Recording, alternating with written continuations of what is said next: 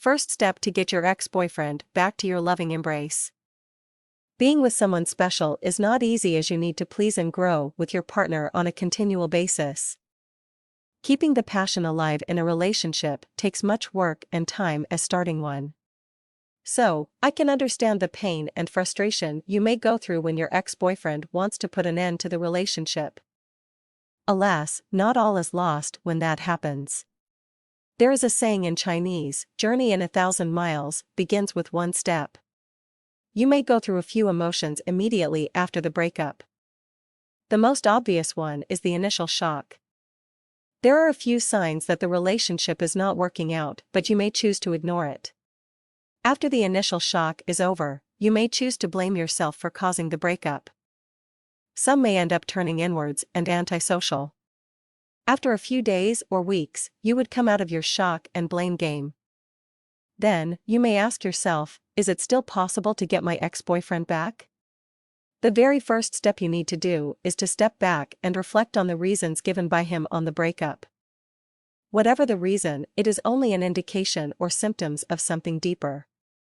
You have to give an honest assessment on yourself and separate those reasons that clearly are your fault and the things that are not.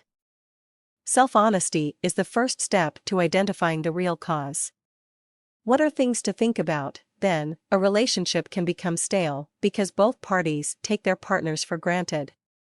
During courtship stage, we do everything to please our partner. We call them, send gifts, and say loving things. During the relationship, we tend to gradually drift away from things that make things work in the first place. Familiarity breeds contempt, as the saying goes. So, you need to identify what makes your relationship works in the first place and what you have not done lately. On the other hand, relationship also turns stressful when you are too dominant. Are you turning too jealous whenever he plans some gathering with a good female friend? Or are you too sensitive to everything he says? All of us need the space for our social activities. Too much of anyone at any time will cause a lot of tensions.